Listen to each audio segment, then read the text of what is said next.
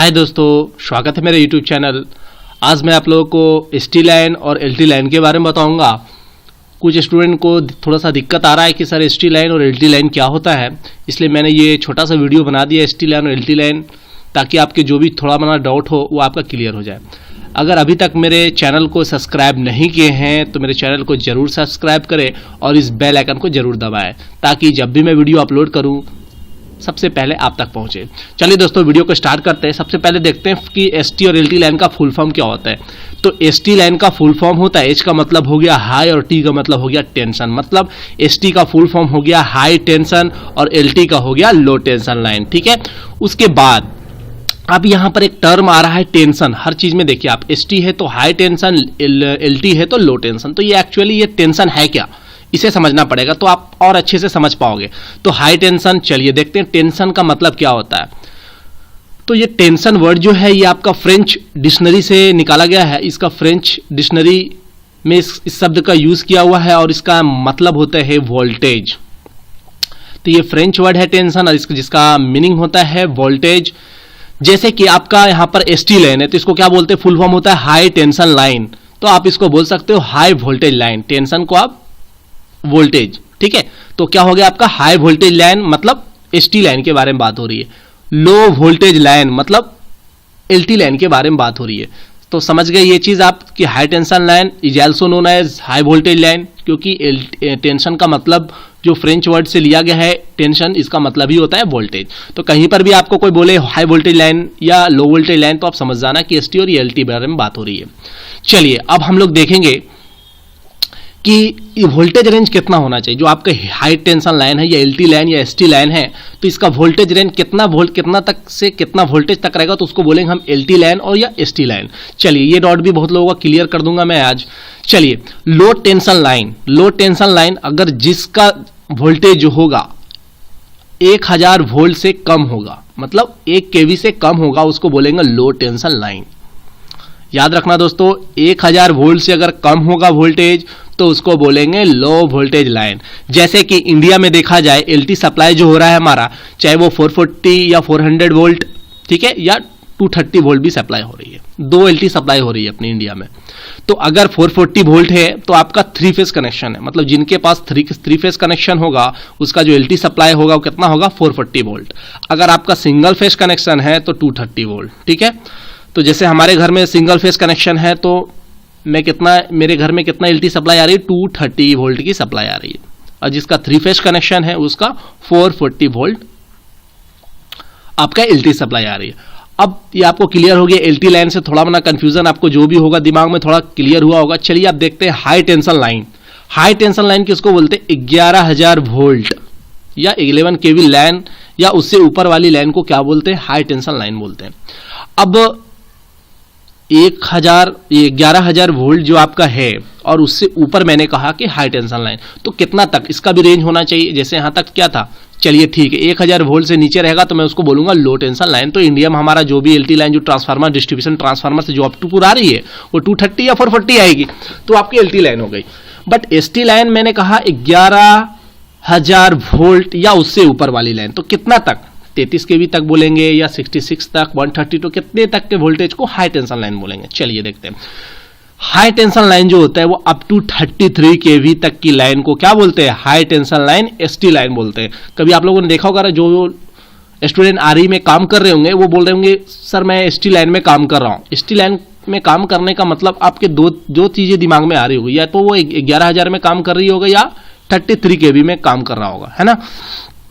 तो आपको dot clear हो गया कि अगर एलटी लाइन क्या होती है, 1000 वोल्ट तक से कम लाइन होगा तो उसको बोलेंगे लो टेंशन लाइन। अगर 11000 वोल्ट से ऊपर और 33 केवी तक की रेंज में होगा तो क्या बोलेंगे, हाई टेंशन लाइन बोलेंगे।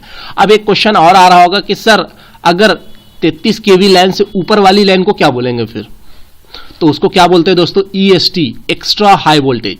उसको क्या बोलेंगे, एक्स्ट्रा हाई वोल्टेज।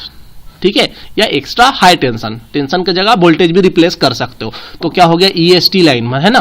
तो एक्स्ट्रा हाई टेंशन या एक्स्ट्रा हाई वोल्टेज, तो उसका जो वोल्टेज होगा वो कितना होगा, 33 केवी से ऊपर वाली लाइन को क्या बोलेंगे, एक्स्ट्रा हाई वोल्टेज। ठीक है, तो 3 टर्म हम लोग देख लिए, LT, HT और EHT। ठीक है, अब हम लोग देखेंगे कि कौन कौन से इंसुलेटर यूज करते LT लाइन में और ST लाइन में।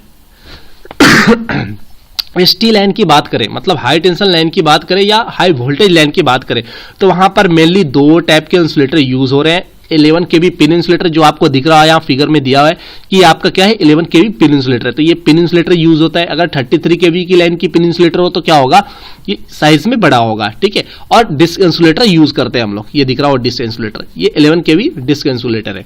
अगर 33 kV की लाइन होगी तो वहां पर 3 गो डिस्क इंसुलेटर होगा।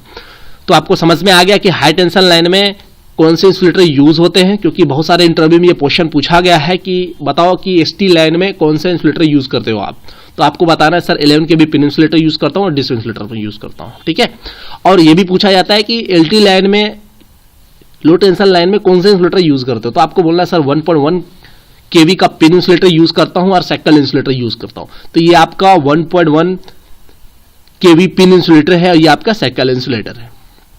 ठीक है, और एक स्टूडेंट बार बार पूछ रहे थे सर जब LT लाइन में हम लोग पिन इंसुलेटर यूज कर सकते हैं तो सेक्टल इंसुलेटर क्यों यूज करते हैं। देखिए दोस्तों, ये दोनों का थोड़ा सा आपको समझना पड़ेगा। आप जो पिन इंसुलेटर है सिर्फ आप इसको कैसे खींच सकते हो, हॉरिजॉन्टली स्ट्रिंग कर सकते हो कोई भी कंडक्टर को, बट इसका फायदा ये है दोस्तों कि आप इसको LT को क्या कर सकते हैं, LT लाइन को आप हॉरिजॉन्टल भी खींच सकते हो और वर्टिकल भी खींच सकते हो, ये इसका फायदा होता है। तो ऐसा नहीं है कि मैं इसको छोड़ के इसे यूज करूं, ऐसा नहीं है। तो जहां पर मुझे एप्लीकेशन जैसा मिलेगा वैसा यूज करूंगा। ठीक है, चलिए अब देखना है मुझे कि मैंने इंसुलेटर देख लिया कि ST लाइन और LT लाइन में कौन सा इंसुलेटर यूज होगा। अब देखेंगे कौन सा कंडक्टर यूज करते हैं ST और LT लाइन में, तो ये सब आप इसको कंपेयर करके आप ST लाइन और ST लाइन के बारे में जान सकते हो। चलिए देखते हैं आप कंडक्टर कौन सा यूज करते हैं। कंडक्टर की बात की जाए तो हाई टेंशन लाइन में जो सबसे ज्यादा जो कंडक्टर 11 kV लाइन में यूज होती है वो रैबिट कंडक्टर यूज होती है। याद रखिए दोस्तों, रैबिट कंडक्टर जो है सबसे ज्यादा, अगर सबसे बढ़िया कंडक्टर, चीफ और बेस्ट कंडक्टर बोला जाता है 11 kV लाइन के लिए, तो वो है सबसे बढ़िया कंडक्टर रैबिट कंडक्टर। अगर उसका क्रॉस सेक्शन एरिया देखें तो 50 स्क्वायर mm इसका क्रॉस सेक्शन एरिया होता है और इसकी करंट कैरिंग कैपेसिटी कितनी होती है, 157 एम्पेयर। मैंने सारे कंडक्टर के बारे में बताया, चाहे जो भी कंडक्टर हो, rabbit conductor, wolf conductor, squirrel conductor, बहुत सारे कंडक्टर के बारे में मैंने YouTube पे डाला हूं। आप मेरे वीडियो के नीचे लिंक दिया होगा, आप वहां से आप देख सकते हो। ACSR कंडक्टर के नाम से वीडियो है, वहां पर आप बहुत सारे कंडक्टर के बारे में जानोगे और बहुत अच्छा आपको नॉलेज वहां पर मिलेंगे। चलिए, लो टेंशन लाइन में सबसे ज्यादा और चीफ और बेस्ट कौन सा कंडक्टर होगा, तो वो होता है स्क्वायरल कंडक्टर। कौन सा यूज होता है दोस्तों, स्क्वायरल कंडक्टर, और इसका जो साइज होता है 20 स्क्वायर mm का और इसका करंट कैरिंग कैपेसिटी कितनी होती है, 89 एम्पेयर।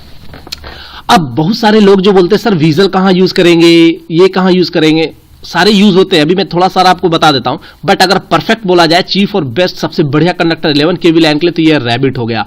और अगर आपका पूछ दे LT लाइन के लिए सबसे बढ़िया कंडक्टर कौन सा होगा, तो आपका स्क्वायरल कंडक्टर होगा, चीफ और बेस्ट। अब LT लाइन में और भी बहुत सारे यूज करते हैं, वीजल भी यूज कर देते हैं कभी कभी। वीजल कंडक्टर ऐसा है दोस्तों कि मैंने दोनों में काम किया हूं, मैं LT लाइन में भी काम किया हूं, ST लाइन में भी काम किया हूं।